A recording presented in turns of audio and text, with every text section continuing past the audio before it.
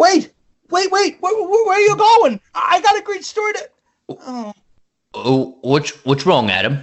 Huh? Nothing, Rune. Nothing. Oh, come on, you can tell me. No, I don't want it. It's silly. Tell me. I just want to spread the story of my idol, the great Eron, to others, but no one wants to listen. That makes sense. I just wish there was a way that I could reach a bunch of people at once and... What if I told you there actually was a way to reach a bunch of people at once? There is? Yeah. It's called a podcast. Yeah, I don't know about a podcast, okay? I mean, I wouldn't even know where to start. I mean, how do you record an episode? How do I get my show on all the apps that people listen to? And if you're helping, there's definitely going to be a charge. I mean, how do I make money from my podcast? Oh, that's actually the easy bit. It's called Anchor. You see, Anchor's a one-stop shop for recording, hosting, and distributing your podcast.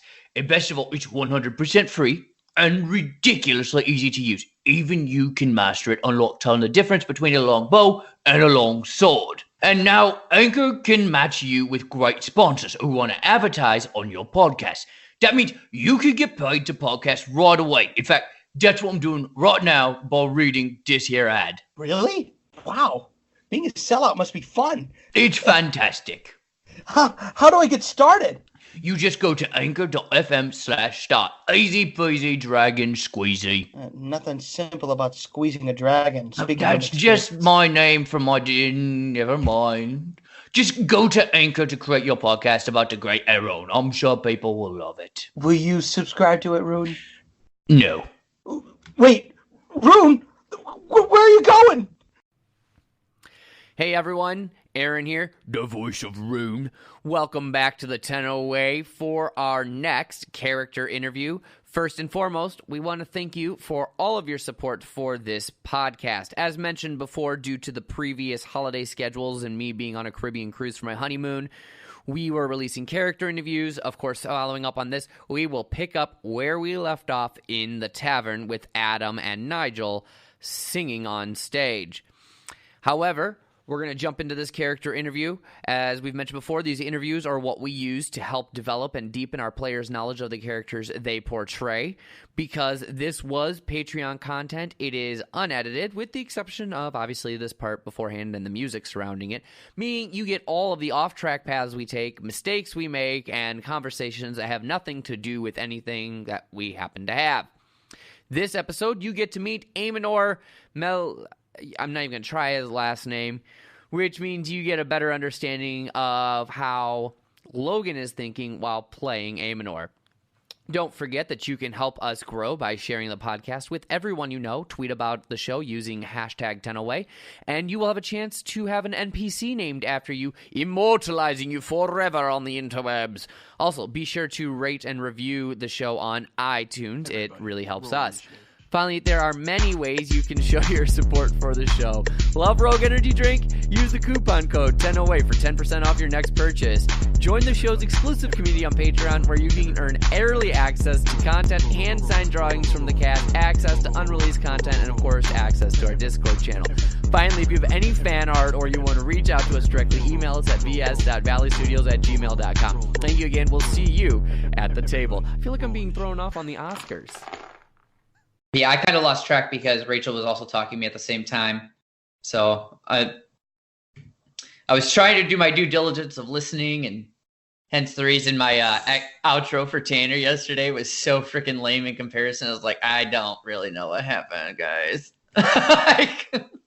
Okay, yeah, my cam is being weird. Like I'm seeing the power lights like fluctuating.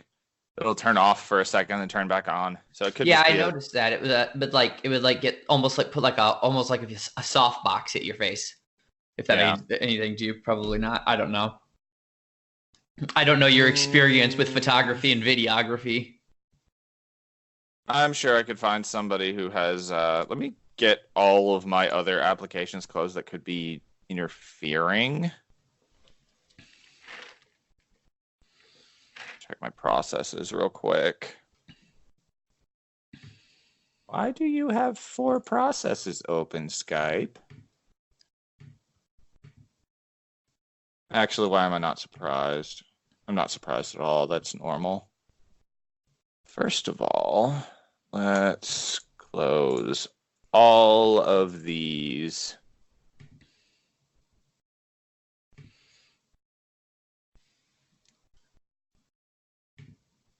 Operation cannot be completed for closing Discord. There's something interfering with it. I mean, it's not the end of the world if I can't see me. So, I mean, unless you want to see you for your Patreon. Actually, I'm probably going to take the audio files from this. So I was thinking about last night. And I knew holidays were going to be kind of wonky, but by the time you're back available, I'm gone for my honeymoon. And that's going to put us right at Christmas. And I was like, I might actually just take these character interviews and release them as episodes just to fill out space. Yeah, that might be the better option. I don't see the point of trying to force everyone's schedules all wonky and we reconvene in January. And then at some point today, I'm running over to that game store to talk to them, see if in February they'd be interested in doing a live recording. Yeah. Because why not? Worst they can say is no. The other thought I had, if we're going to do the Discord thing, we may have to do an instance where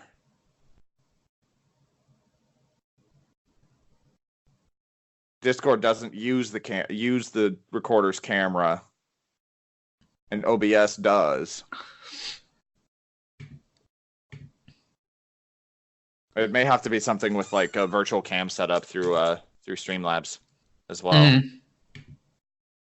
Because if you set up a virtual camera, that would mean you have two different camera setups, which would allow OBS to actually see your original camera setup. Oh, we'll figure it out. We'll figure that out. So, give me 1 second. Sorry.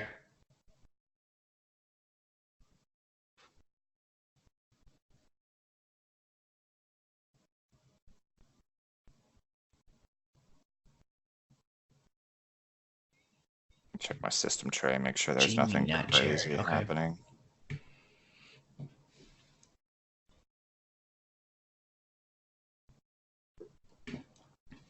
All right.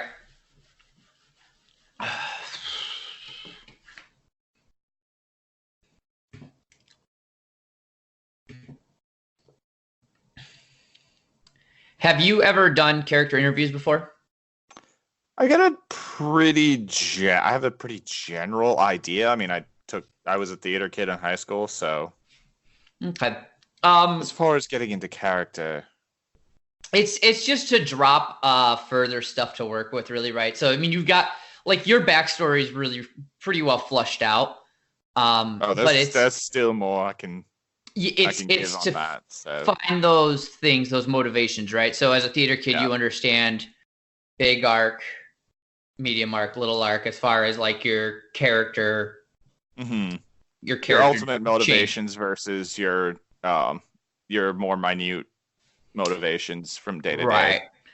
And obviously, what we really deal with when we're improving, right, as we're doing, is really going to be more minute motivations versus overarching motivations, because we have no idea from day to day what Dion has in store. Exactly. So this is just kind of the stuff to help us find those character larger motivations, or the things that affected us to a certain degree that would put us on that path of larger motivation. And it helps Dion later because, it gives him more reference material. Especially if he starts doing like character specific stories and quests and things and stuff for backstory. Right. Your video's being really choppy right now. Mine is? Yeah. All right, give me 1 second. It's probably because I have like 14 things going on myself. I hear that's helpful when you're trying to record. Yeah. Let me see. I just hope that eventually we can get to Discord. Their encoders are much better. Yeah. I just have a fear of Discord because every time we recorded the Tenno Way before, we seem to lose our audio files. Yeah. Well, I don't know how many times it lost our audio files. It pissed me off. I know. Oh my God. And then Craigbot did the weird audio split between both channels. Yeah. Which made it really rough to try and... Well, and especially if you're doing it like you are at work with one earbud in. Like, if you have two, yeah, you still notice it, but it's not as, like... You're getting the full end of both sides of the conversation. Yeah, you're was not weird. Getting, like, I ended up having to... Because I use these at my job. Mm-hmm. So I ended up having to, like, have this one open so that I could switch ears to hear the entire conversation. And it only happened from, like, episode 3 onward. That's the weird thing. So something about that update really messed with Cass's setup. Well, that may have been when we swapped from OBS to Rogue Audio Hijack. Because he requested a swap to Audio Hijack because before that was when Craig... I mean, we lost 5 or 6 episodes before that. Yeah. So I was very much over Craig. Hence the reason Craig became the butt of so many jokes. Damn it, Craig! God damn it, Craig! Fuck you, Craig! I feel like we need to incorporate that into the podcast at some point. I can't wait. I just need Dion to introduce an NPC named Craig. It's Craig. For no explained reason, Rune is going to have a fucking beef with some dude named Craig. Oh, it's not just you, it's me too. I haven't technically actually named the people from my past. Maybe I'll name one of them Craig, so Dion has no choice but to bring Craig in. At some point, bring in Craig. They'll be like, and Rune, as you look down the street, there's Craig. Oh, fuck you, Craig. Wait, who's Craig? Oh, you won't like him, Aemenor. He's a real fucktwat. Just say fuck you as you walk by him. He likes it. I feel like I get the sense that he lost something of yours in a past life. Something like that, yeah. I used to be quite the storyteller, and I told Craig all my stories, and that fucktwat lost them all. Oh. At least 8 of the stories I told. Wait. How did he lose stories that you told him? He wrote them and lost them. But would he then be able to recite them? No, he don't remember shit. What about you then? Oh no, I don't remember shit. I'll try and I will go back and I'll redo it. But sometimes he would lose that one. Other times he would. Fucking Craig. Oh man! When Johnson gets back on, oh my god, that's when I want Craig to be reintroduced. Johnson, Dion would say, and Craig walks down the street of New Cronenberg. You would just hear a headset come off. We keep it from Johnson the whole time, so that he has no clue that Craig is going to show up. He's going to have such a hard time staying in character. As if we already don't have a hard time staying in character. Oh, no. I lose track sometimes when I'm in character, when I'm out of character. I'm like, I don't even know. I have a question, Dion. I don't know if I ask a character or not anymore. I just...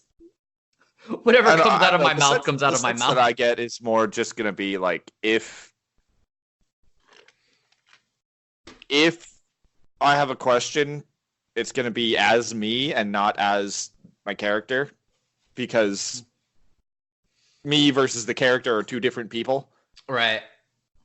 Yeah, I mean, I've been trying to basically, if I ask a question, kind of pop back into my normal voice. However, like sometimes I'll notice he'll be like, Rune, it's your time. Like, do all see, like, obviously Rune is not saying that out loud. It's just sometimes when you start a Cockney accent, it can be real hard to drop it.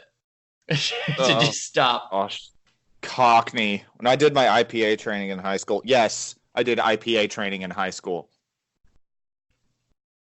I mean, granted, it was IPA. It was for my bachelor's, but still, yeah, that was part of our Meisner Linklater and all sorts of things. That was I enjoyed that class so much. I thoroughly enjoyed IPA. I was a IB student in high school. If you're familiar with what the IB program is, International Bowel. No, International Baccalaureate. It's about the only good thing that ever came out of Nazi Germany, other than Jews. Jesus, what is it with you people?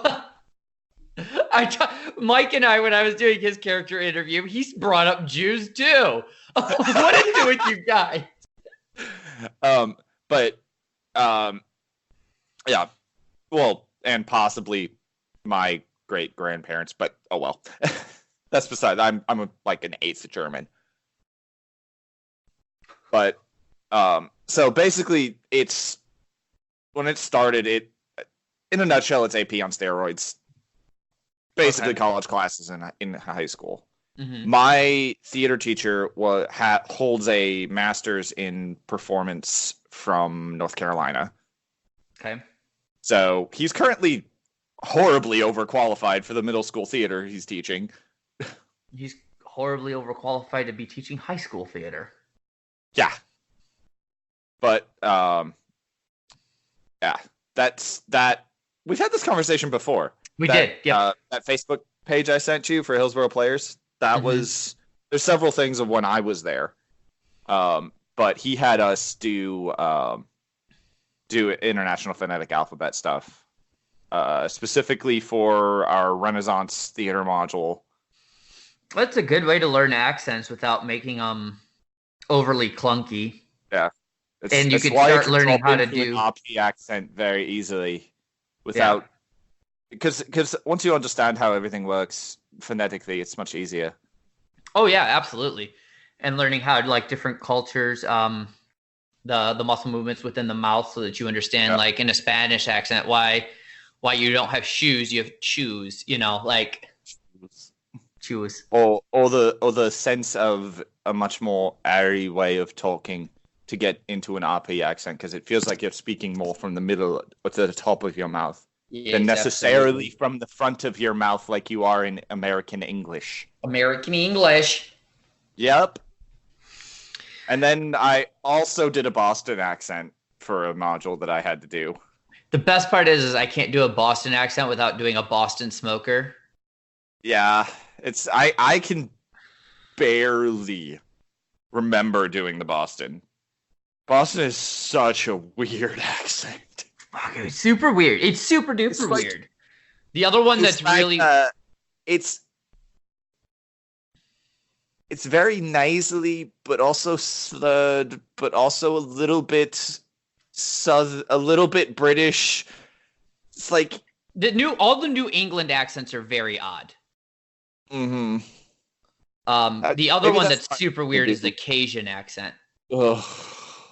I never got that one. Never. And then there's so we did a module toward the end of my senior year.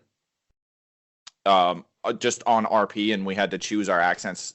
Several of my classmates did Cockney. A couple of my classmates did Southern Belle, which is so ridiculously easy. Mm-hmm. That's why they chose it. Yeah. And then I ended up... Well, I'll do so. I must confess. I mean, it's not even that hard. It's just a little more drawn out RP accent. Like, yeah. It's really easy. Drop your tonal quality a bit. Yeah. I had to do... I did 2 shows back to back. One, I had to do a Spanish accent because I totally look like a Spaniard.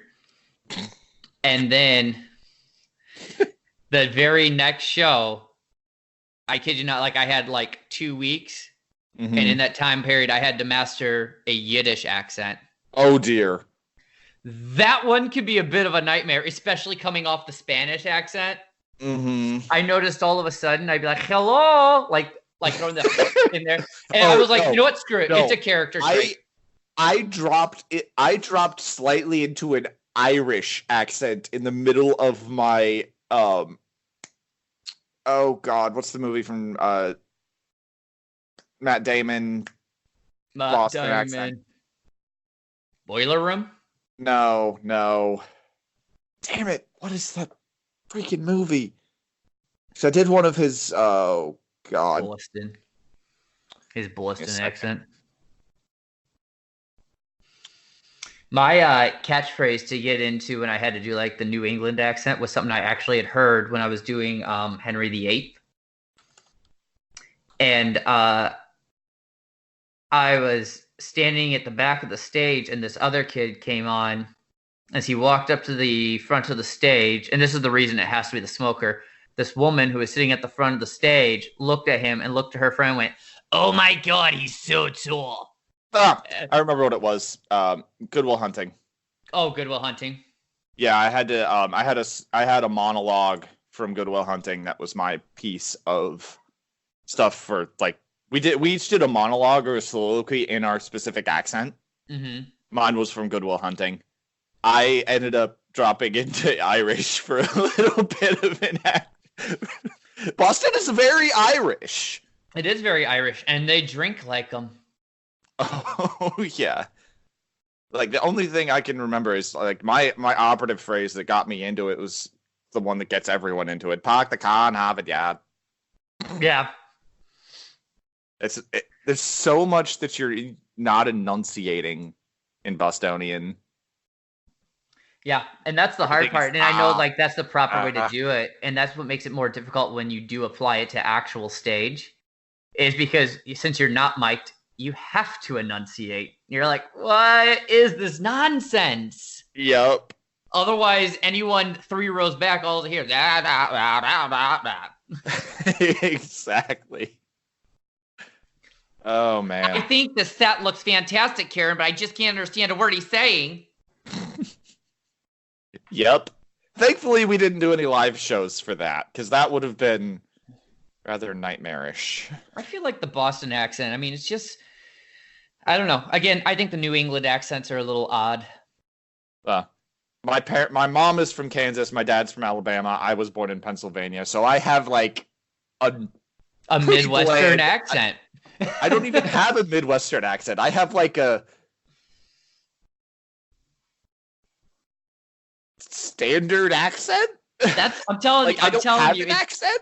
It is crazy. Like the Midwestern is your Gen Am. Yeah. I mean, it's just you basically you yourself get rid of all the idioms that come out of Midwestern, like gonna squeeze right by you there. Like I don't think you say that. Maybe you do. Squeeze right by you there. That's a bit more of a Minnesota. Minnesota, yeah. Minnesota. I have family in Minnesota. Minnesota. Up there near the Twin Peaks. Yeah, my mom's side of the family. It's all Midwest. Yeah, that's my entire family. Born and raised right here in the great. Well, actually, I live in Iowa now. Hey, Iowa. Mm-hmm. Almost as good as living up near Illinois in Chicago. Chicago. The real state, Chicago, with its city of Actually, Illinois. my mom graduated from Drake, so she's very familiar with Iowa, or at least the area around Drake. So yeah, I told Rachel because I mean, obviously, like we were both born and raised in Illinois. We went to Northern Illinois University. I did shows in Chicago and stuff for a long time. I was like, when I got on these active duty orders that I'm on over here at the island, because the island is literally in the Mississippi, I was like, we're moving to Iowa. We have a house. I mean, we bought a house over here. It's just a little bit smaller than my parents' home, and my parents are not in their starter home. Yeah. And our taxes are like half of what it costs them just because they live in Illinois. Yeah, our taxes I imagine my parents' taxes our taxes here in Tennessee tend to be a little bit higher because we don't have a state income tax. So. Right, but a lot of states find ways like, okay, you don't have a state income tax, so sure, your property taxes are a little bit higher or whatever, but there's like checks and balances. Mm-hmm. Not in Illinois, man. They literally just put a tax on you that they charge you when it rains. Yay, blue state. Yeah. So that's a wild tax to me.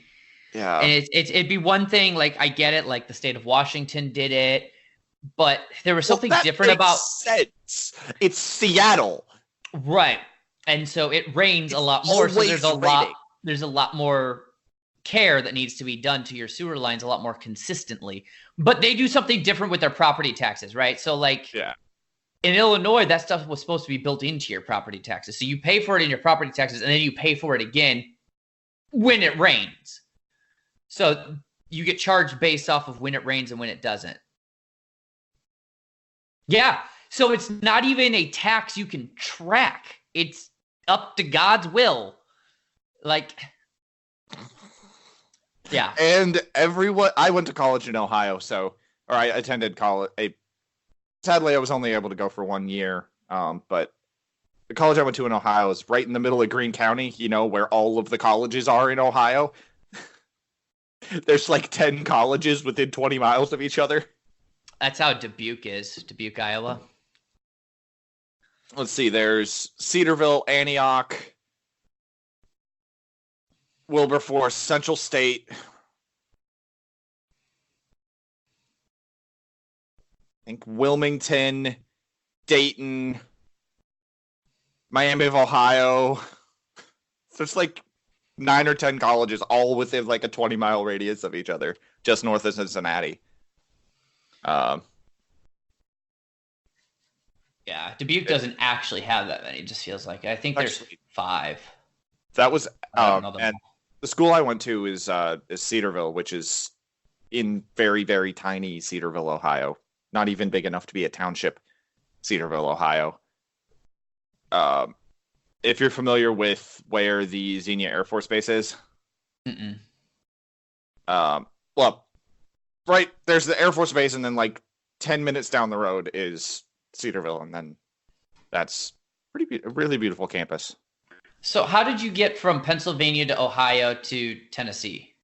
I never actually moved to Ohio. I went to Ohio for that 1 year of college. I was born in Pittsburgh. My dad was an associate pastor at a church in the area. We lived in the parsonage at the time. And then at age 3, we moved up to a small town outside of Erie, Bradford, Pennsylvania. Okay. Corporate headquarters of Zippo Lighters and Case Knives is in Bradford. He was a senior pastor at a Christian Missionary Alliance up there for 6 years. Then at 9, we moved down to right after I turned 9, which would have been 2002. We moved down here to Nashville. Okay. And then how did you meet Caleb? Because he's your roommate, right? Yes. Through the church that I go to currently. Gotcha. Yep.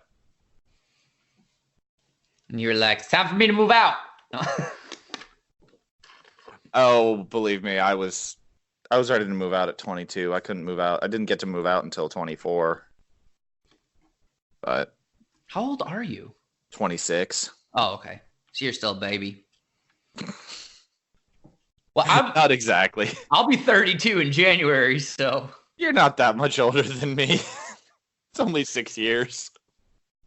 Yeah, 5.5. Rachel's 26 right now, so we have a 6-year age gap, ish, 5.5 ish. Yeah. 93. Yeah, that's her. 88. Born in 88, but I was the first boy after 6 girls, and the youngest of those 6, not sisters, cousins, but Okay. The youngest of those 6 girls is 6 years older than me. So shortly after I was like 2, my parents were ready to start leaving me with like babysitters and stuff. Mm-hmm. I basically got handed down through all those girls. So I grew up watching. Basically, I always say like I was an 80s baby that grew up. I grew up through the 90s on the 80s culture. Okay, so because they raised me on their culture of music and movies and reruns of TV shows and stuff like that.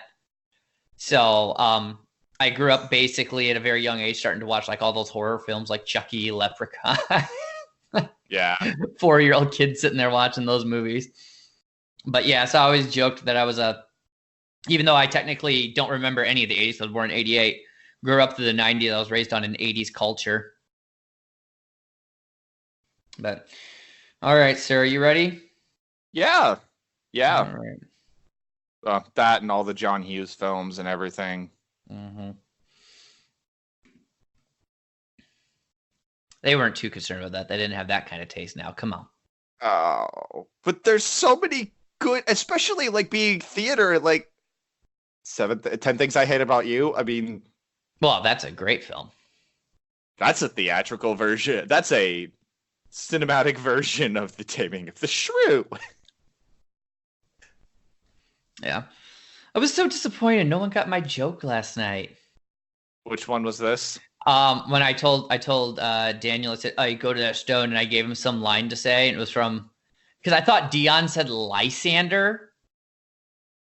Oh yeah. So I kept saying Lysander, and no one corrected me. So I gave him a Lysander line, and then I was like, "Why is everyone so confused by this?" And then I finally heard it when we were in town, and she said, "Oh yeah, I'm going to the Temple of Lysander," and I was like, "Oh, makes sense. Makes well, a lot more I mean, sense." if it helps, there's probably someone who's listening to the podcast who's gonna get that. So maybe my fingers are crossed. They're probably gonna be like, "That was the best Lysander reference you can come up with." I'll be like, "I did it on the fly." Meanwhile, I'm gonna be actively looking for Princess Bride references. We're going to destroy the fourth wall. Yeah, that's the fun part of theater. I love meta theater. Yeah. Have you watched Daybreak on Netflix? Give me a second. I think I know what you're talking about. It is like Ferris Bueller's Day Off meets Cooties meets what was the other? Scott Pilgrim versus the World. It's this weird, like it's fantastic. I love it. It didn't get very good ratings, but I thoroughly enjoy it. How do I have the same amount of hit points as you?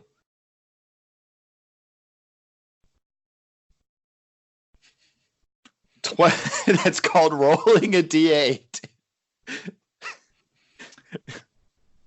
What was it? It was a D8 plus what? Constitution? Give me a second. I think it's D8 plus Constitution. It doesn't matter, really. Oh, yeah, it's D8 plus Constitution, so we both have 10 hit points. But Yeah. once we level up, we'll have more. Oh, God, what was the fucking show I was thinking of that was... Damn it. What was it?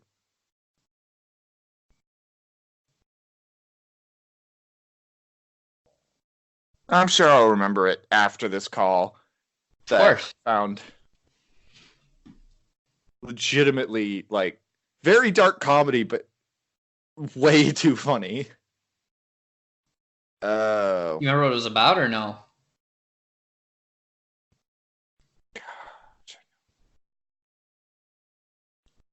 All I can keep thinking of is freaking Gallivant, which is one of the greatest things ever created, by the way. I love Gallivant. That was another one that is so underrated, and it frustrates me to no end. One of the funniest shows I've ever seen. My God, I love Gallivant. Oh, and Rachel and I are such musical nerds. Mm-hmm. Well, see, that's the thing. Like, I've never been much of a fan of musicals. I always find stories to be a little samey, so I always go more for like musical comedies. Try Next to Normal. Hmm. If you've never tried that one, that is very much not the samey of anything. I might do that. Yeah, that's a good one. God, this is gonna kill Dear me. Evan Hansen's a good one too. If you haven't listened to the soundtrack for Dear Evan Hansen, that's a really good one. What was the show I was thinking of? Gosh, this is gonna bug me. It was a TV show like Gallivant. I mean, it wasn't musical comedy. I know that much. Oh no, I wasn't thinking of a TV show. I was thinking of freaking Outer Worlds. Someone's ingrained in his game. Seriously, if you haven't played the Outer Worlds, it's one of the most hilarious things I've ever played. Really? It's a really funny game. I'll have to check it out. Very darkly funny, though. I like there's dark comedy. Yes, lots of dark comedy. So there's a point, like right toward the beginning, where you first get your ship. Before you get the ship, your ship's landed in the field, and there's a bunch of marauders and security forces that are fighting each other. Eventually, if the security dies and you get through the marauders and they die too, when you leave the ship, somebody from the security people's company comes back and says, "Hey, why are all these people dead?" You have the option to lie and say they accidentally brutally shot themselves. That's awesome. His response is even better. His response is unbelievable. That's the second time this month. Yes. Yes. I love it. Good God. That poor fool has to see it all the time. It was... I died at that. Oh, man. Excuse me.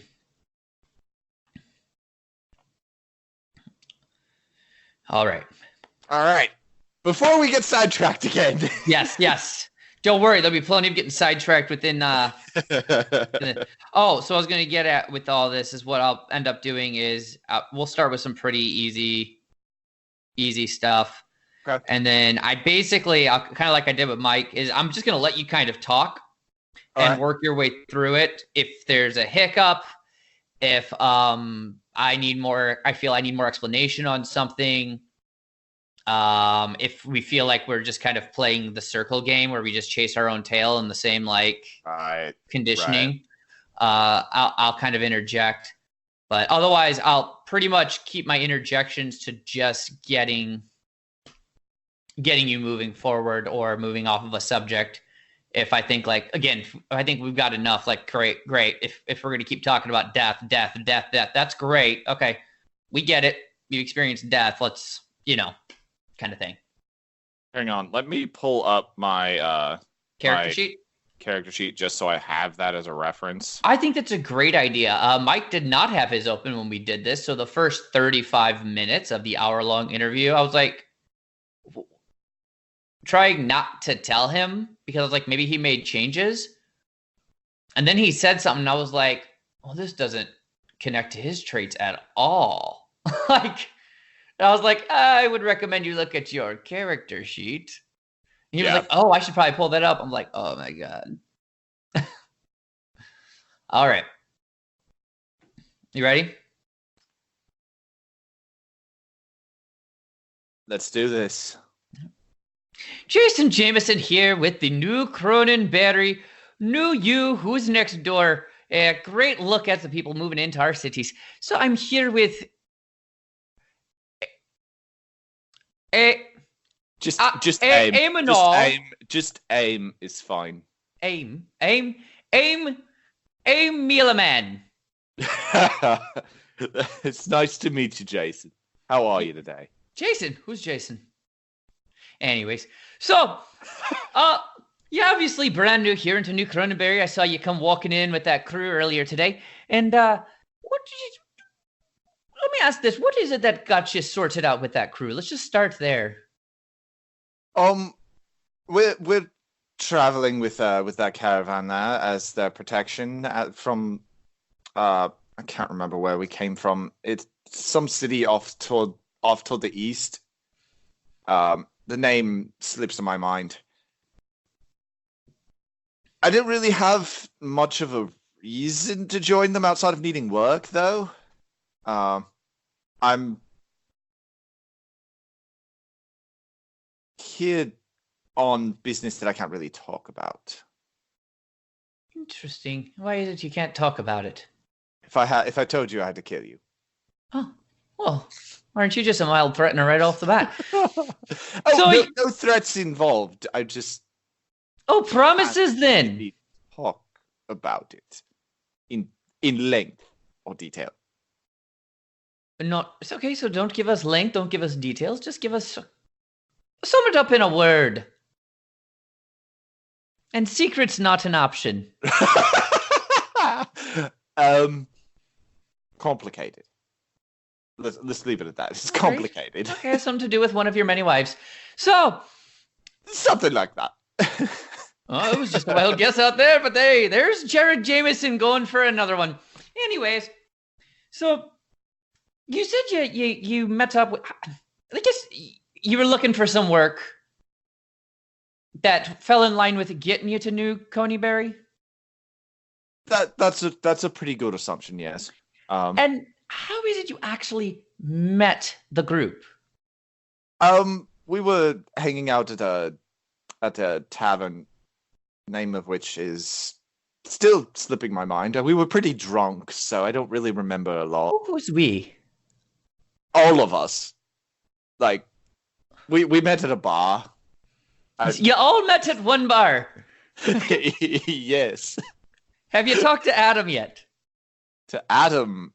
About where you met? Don't get me started on Adam. Okay, I was just curious. You know, Adam actually said the same thing. That's why I was curious. You know, he almost killed me the other day. Yeah, something tells me you talk about that quite a bit. Maybe not. Although we got off the wrong foot. He's a good kid. Great with the loot. But not so much with the bow and arrow. I intend to change that. Good. You seem like the type who might know what you're doing.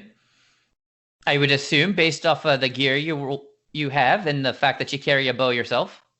Yeah, I've got some experience with it. Good. I bet you're the type of person who never misses a shot. I like to think that. Oh, all right, fair enough. I wonder if your friends would tell me the same. I really keep meaning to talk to that big guy, Arun. I wonder if he'd say that. So I pride myself on my archery. So I have to ask if you can recall in your drunken stupor, you met them at a bar. Now, did you meet at a bar and find the contract as a group? Did someone already have the contract and you just joined in while you were at the bar? They already had the contract. I got talked into joining them. Who talked you into it? I think it might have been a tall paladin? Possibly? The one girl who travels with you. I think so. It's kind of foggy. Do you not know what makes up a girl? I think the name was Argentum or something. Yeah, Argentum. I've heard about her. She's the paladin, fucking earth genie thing.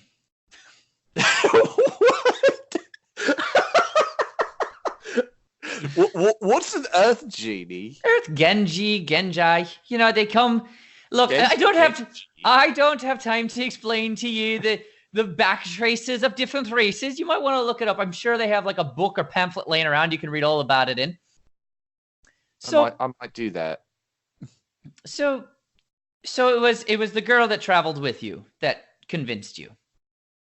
Yes, that sounds about right. And was it her feminine wiles she threw at you to convince you? What are you trying to insinuate? I'm just asking what it was that made you decide to that throttled you to join them? I figured it would be a good chance for me to travel a little bit, gather some information for the thing I'm investigating. Are you not much of a traveler?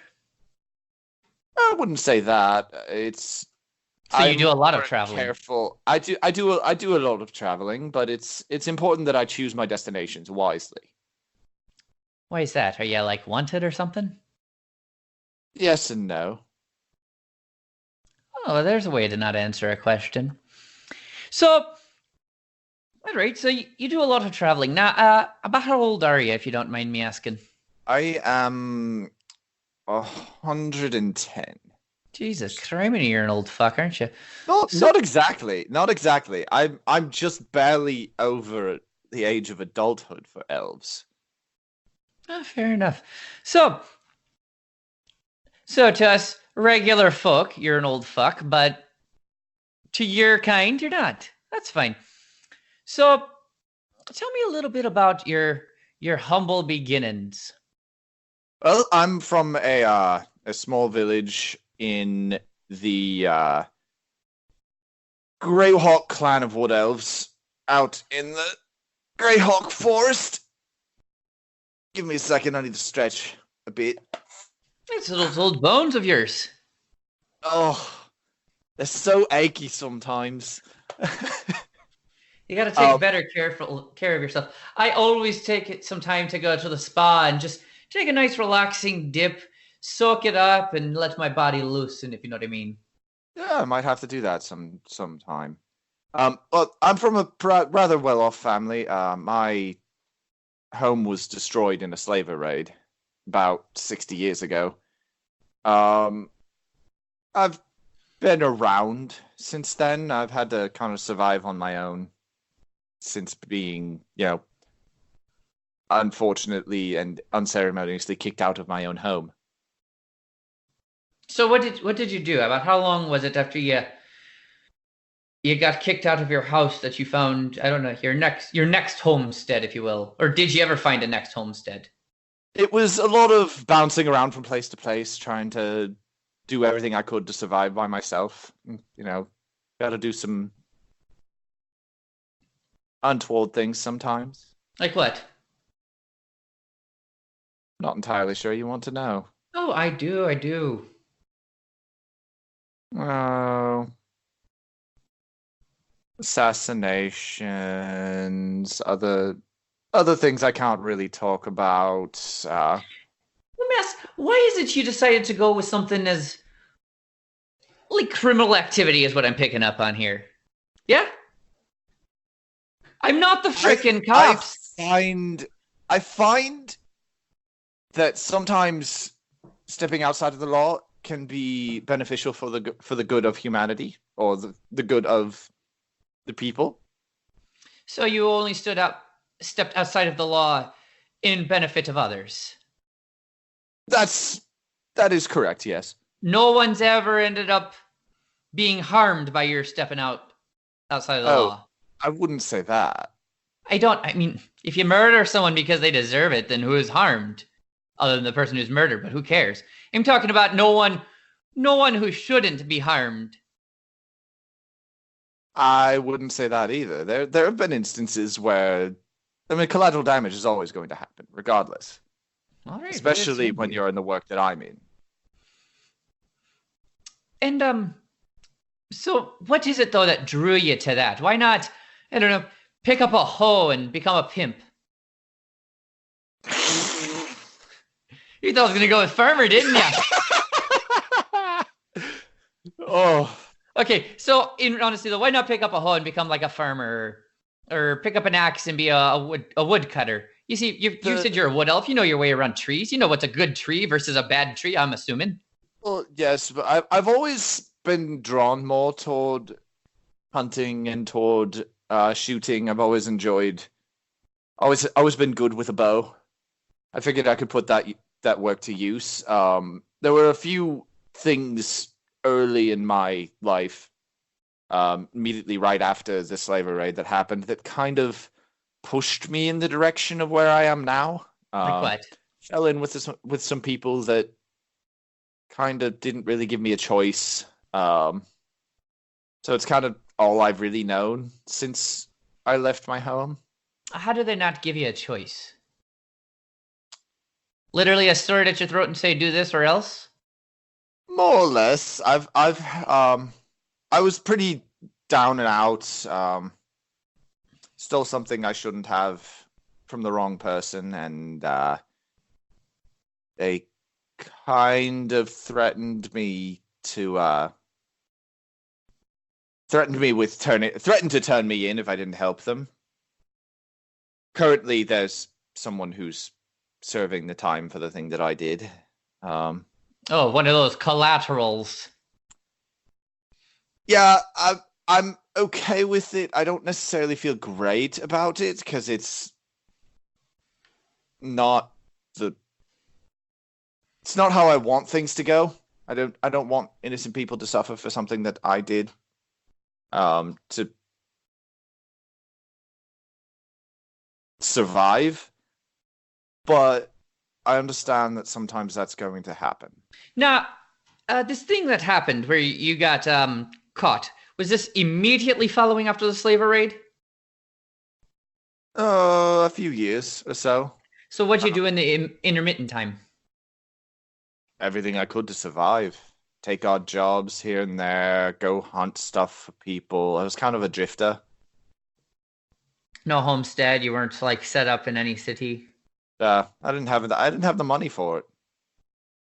So literally you went from being rich fancy pants boy to being homeless, broke, and doing whatever you could for whomever needed it. Yup, that's about right. What was that like for you? What did it feel like? Terrifying. It's terrifying. All I'd ever known was this small clan in the forest and a loving family, and not ever having to be afraid of what may come next, where I'm going to get my next meal. And then all of a sudden, it's all gone. I was what would be the equivalent of like a 10-year-old in human terms when that happened. So there's little old human 10-year-old me, 50-year-old elf, with no family, trying to fend for myself. Gotta do what you gotta do. And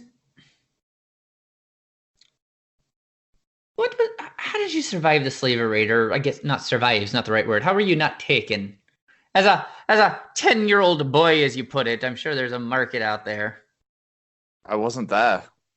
I was hunting during the entire thing. Came back to a completely destroyed village. And what did you find? What did it look like? Can you paint me a word picture, if you would? Hell. Okay, well, I've never been to hell, so Fire everywhere. People lying dead in the streets.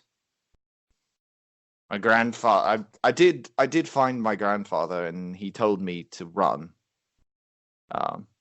With his last dying words, he told me to get as far away as I possibly could. Obviously, for a 10-year-old, or 50-year-old elf, that's positively terrifying. Mm-hmm. So you come back from hunting, and you mentioned that it's you see the fire and you see people laying in the streets. But what is the first thing you see? You haven't even gotten back to the village yet. Did you know anything was wrong?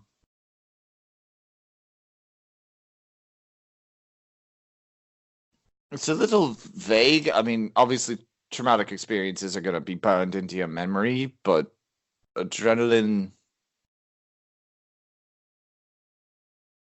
is going to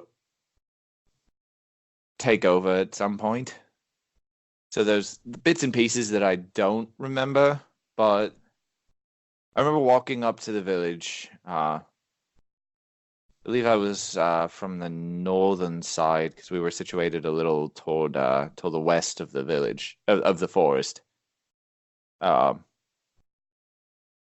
And before I broke the tree line around the village, I could see smoke rising, so I knew something was wrong.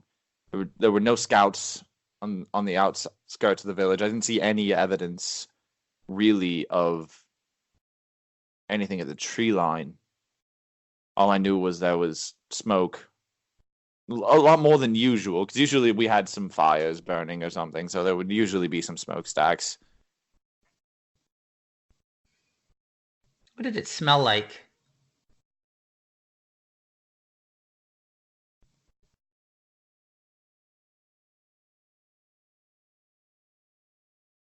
Before I entered, or during, or as I was walking as you were walking up.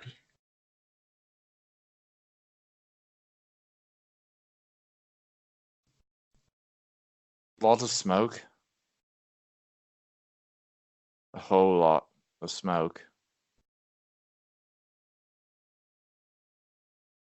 Though that seemed to be the most prevalent outside of anything else, because I really don't remember a lot. And there's a lot of panic on my part there, so. Mm-hmm. And so you walk a lot of smoke. So you walk into the village, you find your grandfather laying on the street. He's dying, bleeding out, I'm assuming. And he tells you to just run. Did you know who had raided your village? I found not at the time, not as I found my grab, but as I was leaving the village, I did find a few arrows, a couple daggers that I didn't recognize from my own, from our own smithy, from our own armories. So I knew it was something happened outside of there. It wasn't until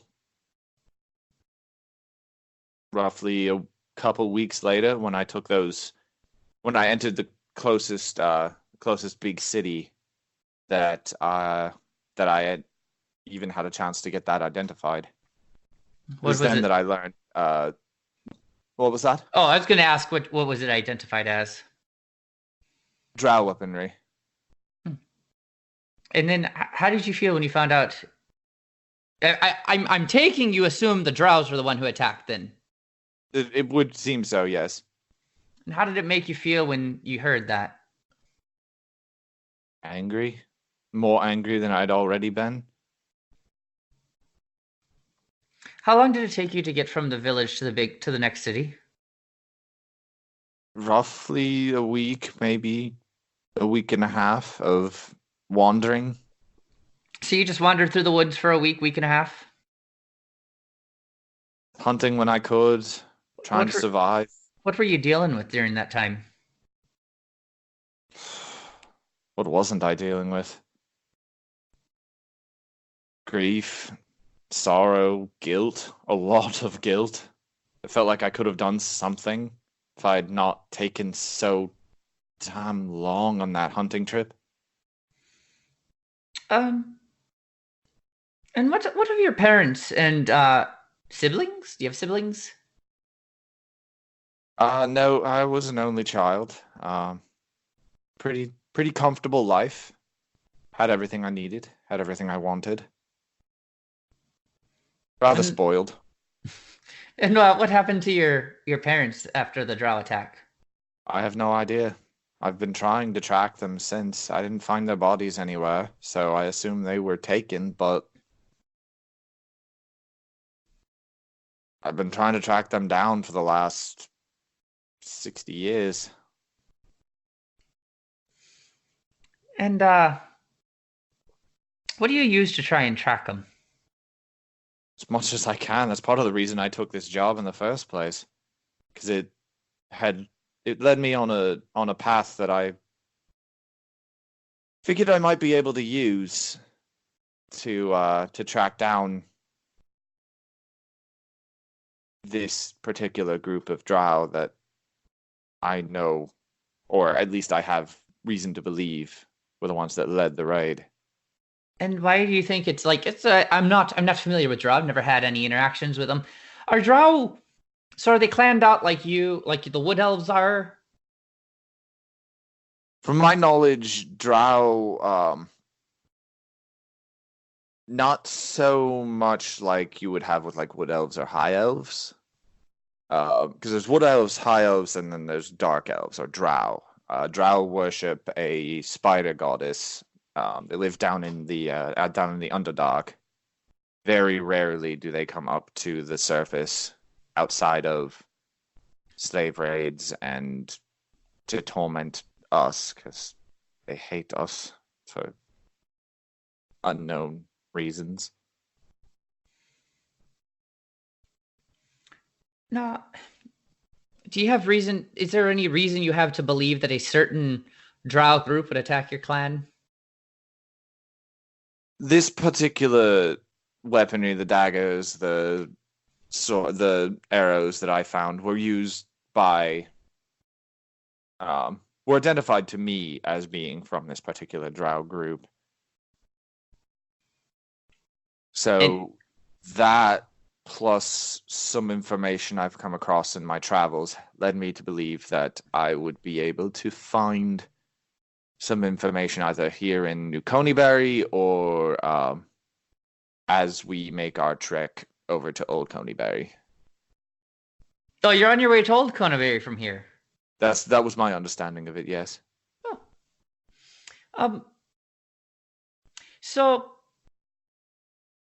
do you believe there's any reason, though, this group of Drow that you're looking for would have had any reason to go after your clan, or was it just kind of happenstance? Based on the information I've found, it sounds like it was just happenstance. Like we were there, they were there, and they saw the opportunity and took it. Is it safe to say that your clan was for it to be premeditated? Is there any no, is your clan you're from, are you not particularly fond of fighting, or? I wouldn't say that. I was taught from a very young age on how to fight. At least I was raised on the use of a bow, hunting, but fighting was more of a means to an end than it was necessarily go out and be a soldier. So that was a big adjustment for me after I fell in with what were their names? Oh man, that's been a long time.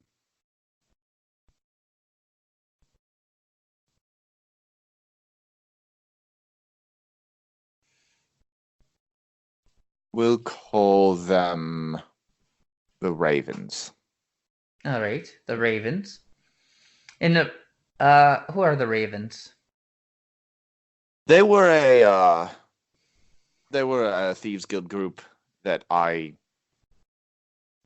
stole from, that then threatened me with things that, a small 50-year-old elf is not exactly able to cope with, so I chose to go along. So that's the ones you work for now? No, I do not work for them now. I left them maybe 30, 40 years ago. What was it that made you leave them?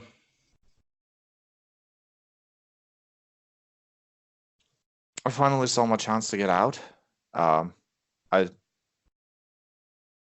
got everything I needed from them, and I had many issues with their particular approach to things, as I don't really like having a lot of collateral damage, especially not when the thing I'm doing is inherently bad in the first place and not for a good cause. So a lot of motivations and a lot of the reason we were doing things was a lot more against what I stand for. So you get done with the Ravens, and then what happened to you? I started to make my my way over toward the area of Neverwinter and Waterdeep. Mm-hmm. Mainly because I had heard that there was some evidence over there that I might be able to find that could help me track down this drow slaver group that had taken my family. And what did you do when you got there? Hold on a second, I'm trying to get my math together to figure out what the process was. We're at about 20 years ago. Okay. Well, when I got there, I proceeded to try and investigate this information. Got a tip that there might be some information in this old manor that was run by the heads of one of the districts of Neverwinter. So I snuck into the manor, tried to get as much information as I could, and ended up being caught doing so. You're not real good at the whole sneaking around thing, are you? I've had my instances. Every rogue has had instances where they've been caught. It's not something that I'm not used to. You got to be able to talk your way out of situations. Mm-hmm. Sadly, the person who caught me was quite good at tradecraft themselves, so couldn't exactly weasel my way out of that one. Mm-hmm. And what happened from there? Well, I tried to get my way out, talk my way out of it. They ended up tossing me into prison and in the Neverwinter dungeon.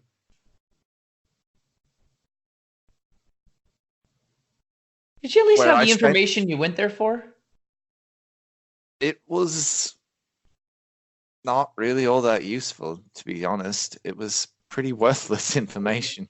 So, you get caught trying to steal worthless information. How are you feeling at that point? I was pretty depressed. I was lost. I had no evidence for which I could use to get what I wanted, to find this slaver group. So for the next 5 years, I was rather distraught, I'd say. I spent a lot of time in that dungeon thinking about things and trying to figure out where it all went wrong. Mm-hmm. It's about that time that I began to strike up a friendship with my main god. So we talked on a regular basis. Obviously, I mean, can't do all of that because you can't get. It wasn't the most friendly conversation. Sorry, my printer's being stupid. Did you say main god or main guard? God. Okay. I thought you said God at first. I was like, Welcome to a weird accent that you don't hear from elves all the time. So you're talking to your main guard. Mm-hmm. I just realized how weird that word sounds like that. Guard. Yeah, it's a little weird in an Irish accent, isn't it? Meanwhile, I've had instances of Wait a minute, Irish this wasn't Spanish? and Australian in my own character. Sorry, I've dropped it here, there, and everywhere. I have too. Okay, so I'm talking to the main god, and I make a I see my opportunity to begin trying to get him on my side so I can start trying to get my way out of here. I've been here for 5 years. I'm sick of living here. I'm sick of constantly not being allowed to leave this cell. All I've known is 3 square walls and a bunch of bars. Pooping, peeing, and doing your other released into a bucket. I gotcha. It's a pretty boring existence. So I mentioned that I might have some information that their spy master might be able to use. After some poking and prodding, he finally gives in and allows and brings and mentions to the spy master, "Hey, I've got a prisoner down here. He's been here for like 5 years. He's finally got himself yada yada yada. He's got some information you might need that could impact your kingdom." It was specifically something to do with an assassination plot that I happened to come across from one of my cellmates. That cellmate has since passed on, and he never got the information over to the pertinent authorities. So you killed him. Got it. I didn't kill him. How dare you say that I killed him? Well, it seems like that was the implication. You can read what you want, but why would I do that? Because that way his information couldn't get passed along. You're able to stop it, and you've got useful information. Anyways, it doesn't matter. I'd have done the same thing to get my arse out of jail. Gotta do what we gotta do, right? You wouldn't believe who I had to kill to get this interview. Oh dear. Anyways. So whether or not I killed him, the information finally got to the people that it truly concerned. So I meet the spy master. He finds out, oh, well, I might actually be able to use you. So we get the information to the castle guard. The assassination plot is foiled. And I am released under the condition that I, with the state secrets that I currently have, do not tell a soul of the things that I do know, and work solely in the service of Castle Neverwinter. What are some of the things you know? I wish I could tell you, but... Right. Then you'd have to kill me. Part of your whole secret mission of why you're here. Exactly. Looking for some drow and some putang. Whatever the hell that is. It's a slang word I've made up about a woman. I'm just trying to get it to catch on. Good luck with that. Thanks. I feel like I have a good chance for at least a little while. There's a certain audience out there for it. Oh dear. I worry for you sometimes, Jason. Oh, that's very sweet of you. Amen. Just Ames, fine. Ames is fine. So, so you decide to sell your soul to Castle Neverwinter. Well, I didn't exactly have a choice in the matter. Right, of course. So how is it you got out of working for Castle Neverwinter to working with that motley troop? Who said I did that? Well, you're not here with anyone from Castle Neverwinter, as far as I know. I never said anything about that. So, as far as I know, I still work for them. So, you still work for Castle Neverwinter, and they let you just join freelance. It's not so much joining freelance as I have my own investigation that I am running for them, which gives me free reign of the entire continent. So, you're working for Castle Neverwinter. Here's this group of people who you can join with to get you safely to New Cronenberry so that you can continue working for Castle Neverwinter. And you made some bling-bling on the side. Yeah, it's not too bad. It's a pretty nice gig. I get to do whatever I want, and as long as I keep them updated on the state of my investigation. How do you keep them updated? Oh, I have to contact them with this little ring thing every 10 days or so. Oh, how neat! You got like a little tether to them. It's like you're on.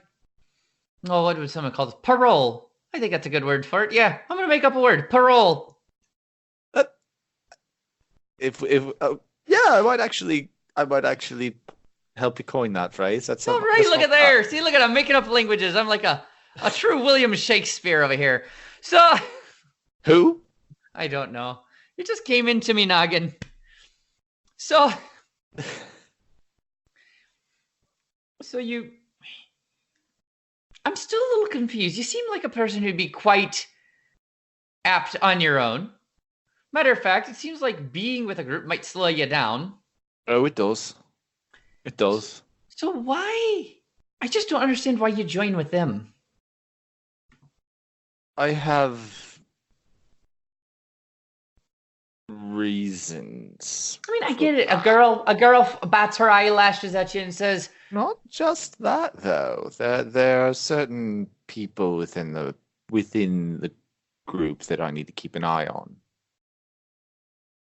That I don't necessarily think. I've interviewed Adam already. He doesn't seem like that bad of a guy. Oh, Adam's fine. I have no issues with him. It's other people that I may or may not have information about that may or may not be important to my investigation. So you're basically babysitting someone. Yeah, something like that. Okay, let me ask you this, because you seem to hide a lot of it behind a chuckle and a smile. What's it like to end up working for the folks who put you in a jail for 5 years for useless information? You know, I was honestly just happy to be out of that thing, be out of that dungeon. It was a long 5 years of loneliness and seeing the same people every single day. Fapping it 2 to 3 times. Yeah. At the exact same time every day. That is a dedicated schedule.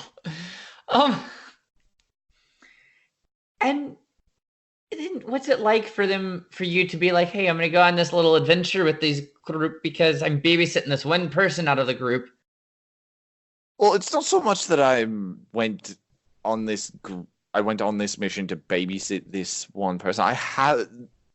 The Master of Whispers did give me a mission to go out and investigate something. And this just happened to fall in line with it. It's not like one mission leading into the next. One just happened to fall on your lap. Yes. Okay. That's a little more accurate there. Did you have every intention of joining them when RG asked you, or were you hesitant until you realized this person was involved? It didn't take me long to realize. I'd been tracking that particular person for a while, so it didn't take me very long to wiggle my way into the group, you might say. So you walking into that bar wasn't an accident meeting by chance? It was not. It was not necessarily. I had reason to believe they were in that particular bar, but I didn't necessarily know they were there. What's it like having to work next to this person? Oof. That's it can be hard sometimes. Not being able to be real with everyone. Having to put on airs all the time. Which I guess is why I frankly enjoy Adam's company so much. Feel like you could just be yourself around him? Yep. What is it about him? What is it about him that makes you drop your defenses? Honestly, it's the Aaron stuff. I still don't believe those are actually real stories. Oh, yes, that book. I wasn't sure at one point who I was interviewing. Oh. It's a bit crazy, isn't it? Yes. So what is your opinion? I know he says he found the book in his father's library, or in his mother's library. But what is your opinion of it? Look, honestly, I don't have an opinion on it. I am an unbiased news media outlet. I'm just here to tell the story as it is. But is that actually as it is? That's what he told me. So that's what I go with. Off the record, then, what do you actually believe? That's what he told me. That's what I go with. Wow. Actual unbiased journalism. That's amazing. If only that were real. Here in the worlds of D&D it is. And not a D&D character interview.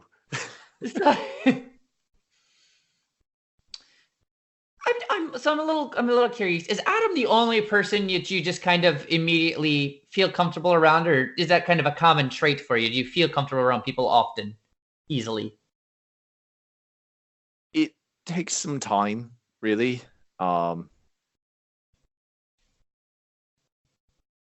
Growing up as I did, and then going through the things I did, I find it very hard to trust people.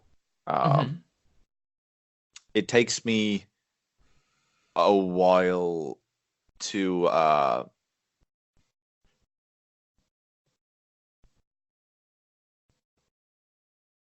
come to a point where I believe what they're saying. I find that those who are the easygoing types tend to have the most to hide. So I'm always cautious. People, generally speaking, are going to start in the negative with me before we really go further. I find that to be the best way to approach things. But not with Adam. Well, I mean, I wouldn't necessarily say that. Things did start in the negative with him. I mean, he did, after all, as you claim, try to kill you. I didn't say try to kill me. I said almost killed me. Oh, fair. So we were fighting a dragon, and instead of shooting the dragon, his arrow veered off and barely missed my neck. So I would say it didn't try, but definitely almost did. All right. So my understanding, if you're talking to Adam, is basically he was actually the last one to join your group.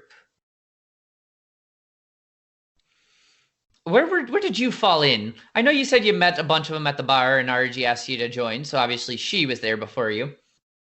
Adam was there after you. Where did you fall in the number in the mix? Let's see. There's me, Adam, Daniel, Nigel, Gentum, Rune, and some weird guy that I don't know his name. Looks an awful lot like a drow. Damn drow. So that makes 8 of us, roughly? That'd be 7. Don't worry, I'll do the math for you. It can be hard. Let's see. You must be real good at counting coin when you steal it. I mean, I really just take the purse and then have someone else count it, so... Fair.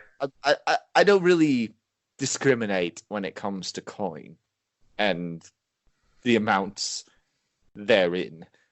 I would say it was about the somewhere between the 4th or 5th member of the party.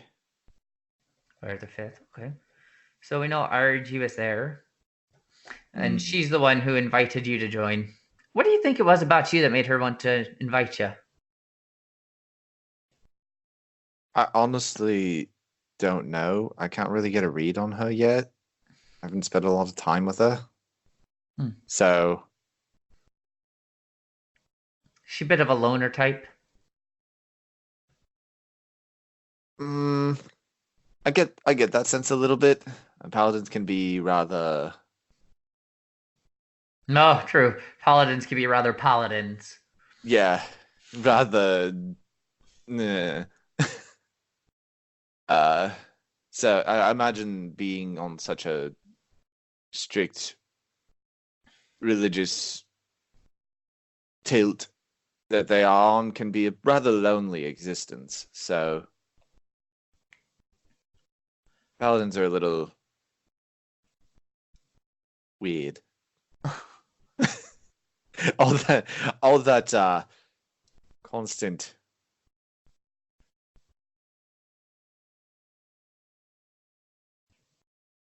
looking for religious ties to everything can seem a little tiring sometimes. Mm-hmm. Are you a religious person yourself? Not necessarily. I wouldn't say I don't put any stock in it, but it is something that I hold a healthy amount of skepticism for. But I wouldn't say that I don't necessarily disagree entirely or discount any claims made by those who are religious. I've seen some rather crazy things in my life to sit there and be a raging skeptic over it. Kind of like what you guys went through on your way into town, I heard. Yeah, that shrine was a little bit odd. I heard Rune thought so too, apparently. Something about closing his eyes and walking through it. Yeah, something about something about the tip of his spear turning blue. Are you making a euphemism at me? Maybe not. You're not very perceptive if you don't know which, are you? That's take from it what you will. I will. So let me ask you about your feelings with your party. So you've got the one person you're babysitting. You've got Adam, who you trust, or at least who you open up to. What's your feeling? What's your read on the rest of the group? Do you trust them? Do you not trust them? I've got some issues with Daniel. The way everything he walks on seems to die. Why does that give you issue? It's a little bit odd. Yeah, you use that word weird and odd to describe certain things, and I get that they might be weird or odd, but why do they make you feel like they're weird or odd? What is it about them that bends you the wrong way? With Argie's complete faith in her god, or him walking on grass that dies. It's the fact that with Daniel, if you get the sense, I have a rather big aversion to things that I perceive to be evil. Okay. And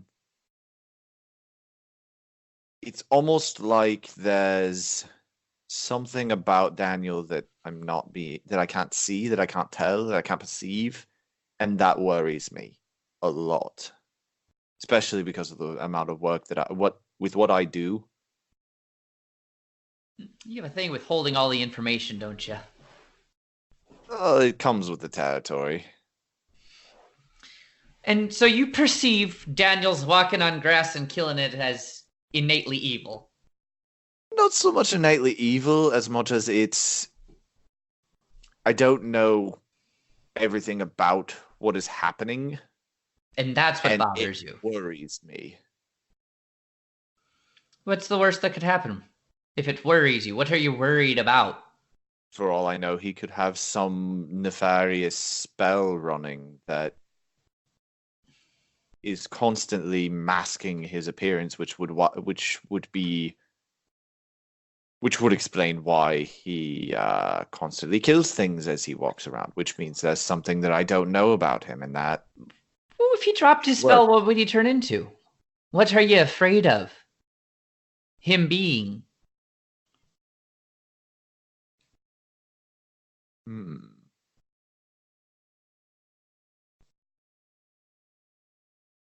Well, or are you literally just afraid of the unknown? I think part of it is the unknown, especially for example the dragon that we just killed. By the way, I've got a special order for some dragon teeth daggers that I'm waiting about 3 weeks for. It's gonna be a long wait, but I cannot wait for those daggers. It's gonna be nice. But that dragon we fought, I don't know if you know this or whether or not your interviews with everyone else this came up, but when we first encountered that dragon, somehow it had shape-shifted itself into a kobold alpha. So you can imagine why I might be a little skeptical of people who may or may not be hiding something. Especially people involved with magic. Do you trust magic? Not particularly, no. I prefer to... Do you have an aversion to magic? Excuse me? What? Do you have an aversion to magic? No, I mean, I'm an elf, so, Fey ancestry and all that. I do have things that I am completely immune to, but it's never really been my forte, and so I don't really understand it very well. And I prefer things that are more tactile. I prefer, if I'm gonna go kill something, I would rather do it with my own hands than do it with some words and a bunch of fire. Is that why you're drawn to Adam? Because he's the only other one who doesn't use magic? As far as I understand, anyways. That might be why, yes. That probably has something to do with it. And I heard Agentum hasn't really used any magic yet.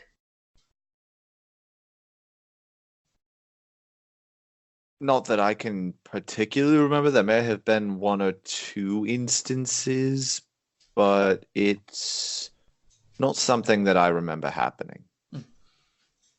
So how do you feel around her? I don't know yet. Right, hard read, yeah. Hard read, yes, but it's not... How do I put this? I don't get the sense that she's someone I can't trust. It's still going to be a little bit before I fully am able to trust her, but I don't get the feeling that she has any negative intentions. All right.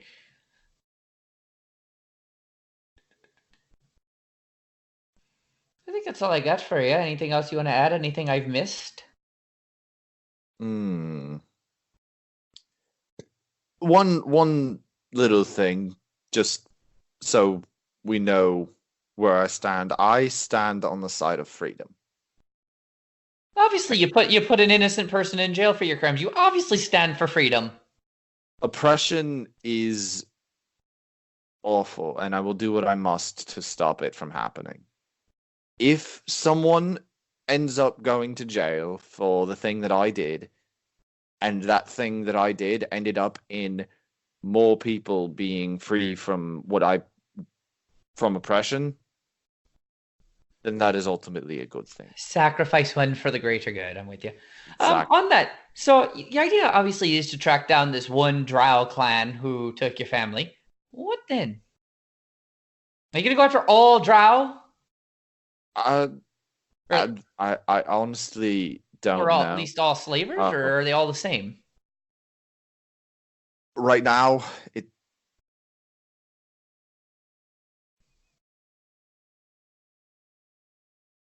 they're all the same to me. The things I know about their beliefs are pretty damning. So, death to Drow. All right. I think that right there, now that's a button for an interview. Oh boy. Oh dear. Death to Drow. That might even be the name of the of the headline for this article.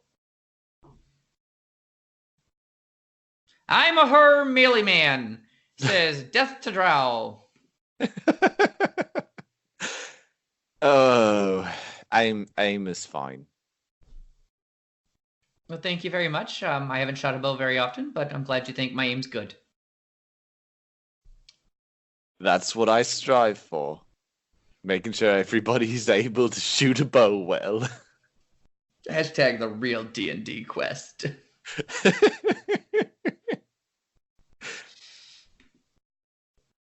All right. How do you feel from that? Does it give you some extra deepening to work with? That gives me a lot to work with, and that's just stuff I pulled from just looking at my background and then looking at my traits. So, right. I mean, obviously, you're able to make up some of the stuff. I would implore you to work to maybe go a little bit deeper on maybe this. I know you said smoke. Maybe go a little bit deeper on what else you smelled once you were in the village. Okay. Smells are a very tactile thing, and it gives Dion something to work with if he wants to put you in a situation where maybe you know what I mean? Like, stories are more interesting if we can be given situations where we have to, where we may deal with our own past, right? Yeah. I mean, let's be entirely honest. When you look at your character, my character, almost any of our characters, right? I think it's kind of the trope with D&D is the idea as we come up with these backstories and stuff, and in almost every single backstory, there is something with the past that we have to give the DM that we end up we're going to have to deal with. Yep, absolutely. And I have no qualms with that. Like that. I take, for instance, I don't watch a lot of television, but just 10 to 12 hours a day. I'm very selective with the shows that I do watch. Gotta have good characters, gotta have, and so on and so forth, and the storytelling has to be good. Take, for instance, one of my favorite shows on right now, The 100, versus a show like Revolution. One of those shows forces their characters to deal with the consequences of their actions and never forgets anything that they do. The other one is Revolution. Fair enough. Have you seen Turn? I've been meaning to watch it. I think you'd enjoy Turn. Yeah. But yeah, I mean, that's what it's. We want to give Dion stuff to work with, like you said, for like those personal quests and stuff. We don't want it to be all, I walk in and succeed. Oh, right? No, absolutely not. No. It doesn't make for good story elements. So I would say, like, obviously, you obviously the gut reaction when I ask those questions is I was frightened. Okay. Maybe go a little bit further on that. Why were you frightened? Okay. The jumping to, well, my age is equivalent to a 10-year-old. Okay, that gives us something a little more visceral to work with. Okay. But, you know, some of that stuff how did this situation make me feel? Yeah. I like that you have a tendency, whether you do it intentionally or not right now, of uncomfortable questions. You give a chuckle and a smile. You'll answer them, but you give a chuckle and a smile, and you answer kind of, and I know, again, part of it's your personality trait, right? Slow to trust. Yeah. Very slow to trust. You answer it at this level. So that's fine for the purposes of this, but I would make sure for yourself you're answering it at this level and this level and this level. I think one of the things with me, and this is actually something I don't think I've ever told you, but I have had the very, very uncomfortable experience of not remembering saving someone's life while they're walking around the funeral parlor saying that you saved their life. What? Okay, so a couple of years ago, this would have been like 2012, 2013, my neighbor had a house fire. Mm-hmm. Really bad one. His mother died in the house fire. He lost his dog, completely lost the home, lost everything. He made me pallbearer at his mother's funeral. And I'm sure you've been in situations with adrenaline. You don't remember things. Like, adrenaline kicks in, and there's stuff that, I mean, your body doesn't retain. Well, it's not even so much adrenaline. We have a tendency to block the hard stuff. Yeah. So I remember splotches of that night. Mm-hmm. He's walking around the funeral parlor at his mom's funeral saying, "Oh, he tackled me. I owe him my life. He literally saved my life and stopped me from going in that fire." It's like, I don't. And I had the very surreal, uncomfortable experience of not remembering doing that. So I had to go with it. Mm-hmm. So I think that's a lot of where that particular character trait comes from. Which is totally fine. Go ahead. So that I understand that feeling of having not so much selective memory, but having bits and pieces of traumatic experiences that are blurry.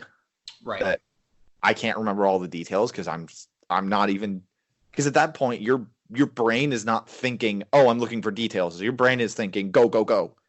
Right. And so you're not taking in everything at once. Right, and that's actually where smell can come into play. Mm-hmm. I'm assuming you probably know smell is like the strongest stimulant we can interact with. Absolutely, yeah. Because to this day, you don't have really memories of being an infant. But I'm willing to bet there are smells sometimes you smell and you have some kind of memory without like the vivid actually memory of it, but you almost like a muscle. So for me, the 90s, there were these teething rings that you froze. They're basically a gelatin pack you put in the freezer. Mm-hmm. Anytime I smell like that gelatin, old school gelatin pack like that, my mouth aches like I want to chew. Yeah. I don't remember chewing on them, but my body does simply from a scent. Yeah, and that's something I'm thinking I might take in that direction, that direction in, where it's, I'll talk with Dion and see it after he goes through this and gets all that information and say, hey, there may be some things that I don't remember from this that my brain at 10 years, at the equivalent of a 10-year-old, blocked out entirely. Mm-hmm. So we may I may take that in the direction of having selective memory loss and then have those come back at certain inopportune moments or something. Right. So yeah, that's all I'm saying is to give him stuff to work with. Yeah. And obviously he's very good at interweaving things so that we aren't like, he's not gonna like completely screw us, but at the same time, if it makes sense, it makes sense. Yeah. But yeah, otherwise, yeah, I like I said, I would just start unpacking what's under some of these. And again, maybe you know, and you just don't want to answer because you're staying in character, which I can totally appreciate and stuff. Which I really can appreciate because I'm also a player. So, like after Mike's and my conversations, there was a couple times yesterday where I was like, "Oh no, hang on." Like Aaron knows that, Rune definitely does not. Yeah, it's a lot. Like, for instance, me saying that I'm not necessarily religious. I mean, that's not who I am as a person. Right. I'm like, I'm playing a character, and that's one of the things that I have to get my mind into. And it's going to be interesting to see how Kristen and Johnson and Tanner handle that. Kristen should be fine because I know she's an actor. She has acting background. Oh, so does Tanner. So does Tanner. Okay. Mm-hmm. Never mind. We all have acting background. Yeah, I don't know what Johnson's background is, but I mean, he seems comfortable with RPing from the one time he got to record with us. But yeah, but it's gonna be interesting. And you got the sense that I'm hoping you got this because I was trying to be really subtle about it, but you got the sense that Saul, that whatever his character's name is, Zen. Soul's the race. That Zan is the person I'm keeping an eye on, right? Yeah, I picked that up. Okay. And that it because is as Aaron, I understand that you, Logan, have made the decision that Aemenor thinks he is a drow. Yes. Yes. And so you know that which is funny to me because drow have elf ears, right? Which then gets some kind of souls do not.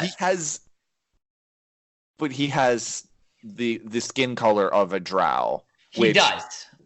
At that point could be something along the lines of a halfling that is I don't want to use the trigger because trigger's not I don't want to get into SJW territory.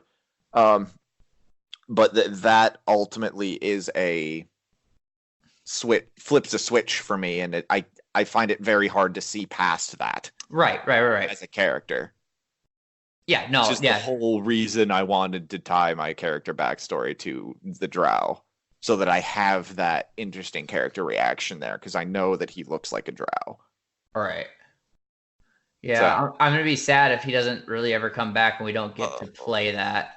But if he doesn't, don't worry. I'm sure Dion will put some drow back in or even more of the soul, because the soul racing exists in our canon. Replace Mike. I've got a couple of people who have reached out who want to play, but I think they want to play their own character. Yeah.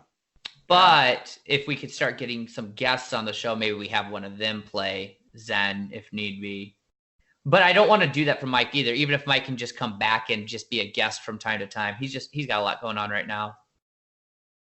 Yeah. Yeah. So I'm just leaving it. Otherwise, Dion just ends up playing Mike or playing Zan, and Zan ends up being an NPC that we interact with on a regular basis. Right.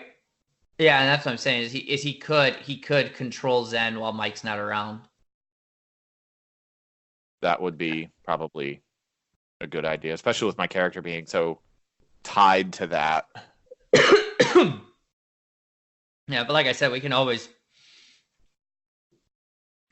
The canon we originally built, obviously there's not many soul around, but we could change that if we lose Mike for any reason. Just so that your character is still has that tie, even if it's not always Zen, if it's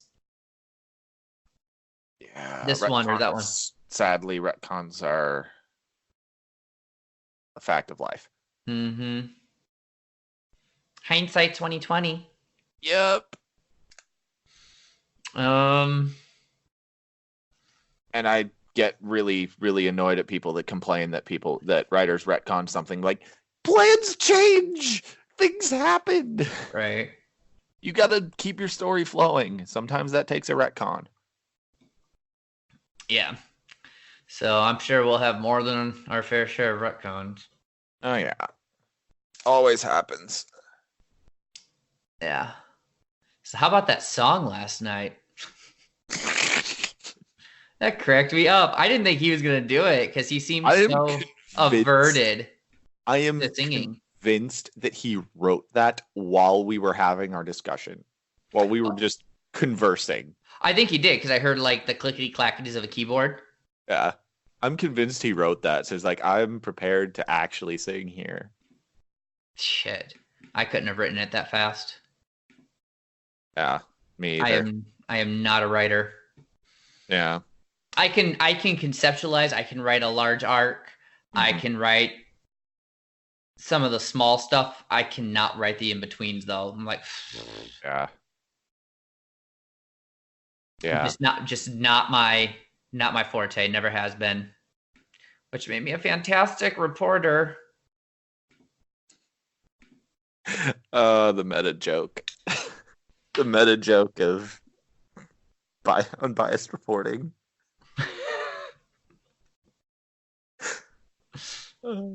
Hey, when I worked at a TV station, I was a very unbiased reporter.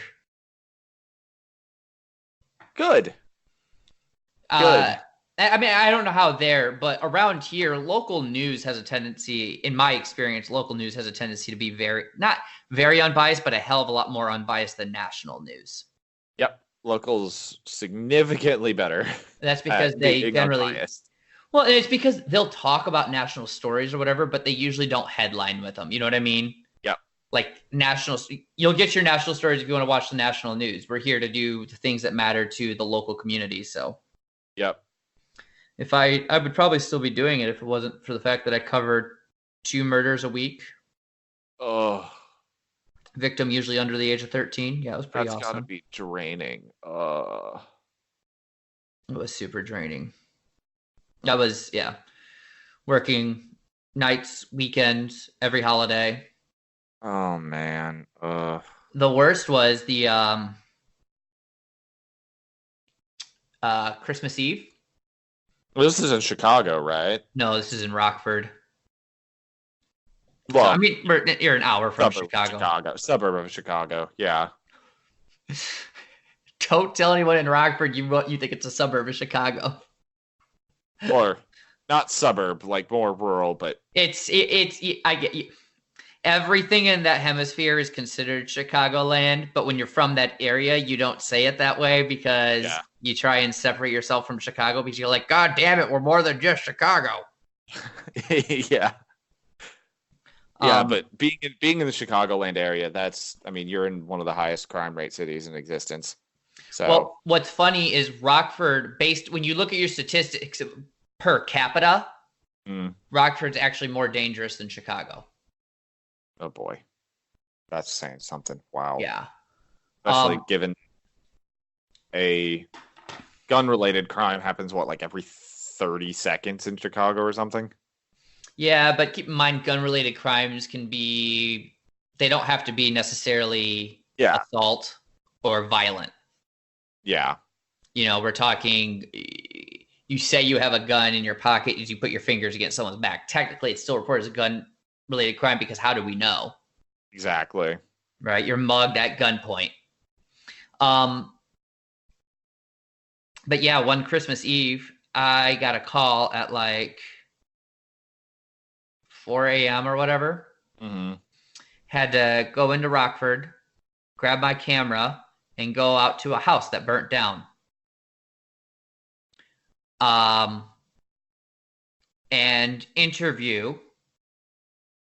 And the reason I had to do it at 4 a.m. and not just send out a photographer to go do it is because the mother and her 3 children all died inside the house. The worst part was interviewing the neighbors who said they could do nothing but stand there and listen to the kids scream. I have been. I know you have. I know you have. And that's what I'm saying. That was Christmas. That was my Christmas Eve. I was like, Jesus. And what pisses me off, and I know, it turns out, first of all, it was murder. That's an even crazier story. My side of that was almost murder too. I still have the detective's business card that I talked to, because they have to investigate every single instance of it possibly being homicide. Mm-hmm. Thankfully, it wasn't. It was a squirrel. Yeah, this was squirrel chewed through an electrical wire in the attic. Wow. That blows. Oh, it definitely does, because she was on oxygen. Oh, shit. Yeah. That makes a lot more sense why that whole house went up. Thankfully, she was gone before the tank exploded. Yeah. But there was a very audible boom when the tank exploded. Mm-hmm. Yeah, this woman confronted her neighbor because her and her neighbor used to be friends. Mm-hmm. Her neighbor had some thug boyfriend. And she comes home one day, the woman who was murdered, comes home one day, and her TV is missing, her son's PlayStation is missing. So, anyways, she just goes to her friends to vent about this. Like, I can't believe it. Someone broke into my house. And this wasn't even like the bad side of Rockford, right? Right. And as she's over there complaining and stuff, she looks over and sure enough, there's a TV and her son's PlayStation in her neighbor's house. So going from venting to being like, are you fucking kidding me? Going home, calling the cops. Well, because she called the cops, and this is like the 23rd of December, she called the cops. That night, the woman and her boyfriend, because she called the cops on him, walked down and set the house on fire with the woman and her 3 kids inside. So that's all for us. At that point, that's totally premeditated. They got stuff out of that. They got the stuff out of the house that they wanted. Fuck the rest of it. Well, they set the house on fire because she called the cops. That's why they did it. They weren't you know what I mean? Like, they weren't going to. I mean, it was still premeditated. Like, she called the cops on us. What do we do? Yeah. So, anyways, I was anchoring that day because I anchored on the holidays. And what really frustrated me was after the 6 o'clock newscast, which was our first of 3 of the night, or 5 o'clock newscast, which was the first of 3 of the night, I got a phone call from my news director bitching me out because I looked like a hot mess on air or during the first break. What I had done is, because I had been up since 4 a.m. and we're now 14 hours later, or 13 hours later. Well, I had done my hair and stuff beforehand, right? So I had literally had just done my hair. And I had my tie slack like this. And my news director didn't say anything, but I had happened to have it slack. And normally when I don't ever button my top button, I just cinch. Well, when I put in my mic, they had given me the mic clip backwards. So I pulled my mic off and put the mic back on, and I caused my tie to go slack when I did it. And then I went like this before the newscast came on, because I'm stressed beyond belief. I'm exhausted. I went like this. And it went live before you got back up. No, I came back up. I got counted down. I came back up. I had just put product in my hair. So when I went like this, my hair stood up. Oh, no. It's not a big deal, right? My hair is not long. It's not like it was messy. It just, instead of laying over, it stood up a little bit.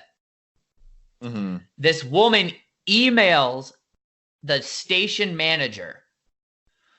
I don't know what the hell's wrong with your anchor on air. He looks like he's high on drugs, yada, yada, yada, a hot mess. Like, just going off about my appearance. And I'm sitting here thinking, like, did you pay attention to the first news story I said? Who in their right mind is put together? So, yeah, I'm puffy around the eyes because of what I've been dealing with all day. So I looked stoned. I'm like, are you fucking kidding me? Yeah. Oh, and my news director ripped me a new one because of my appearance. And I'm like, you gotta be kidding me. So her name was Sue.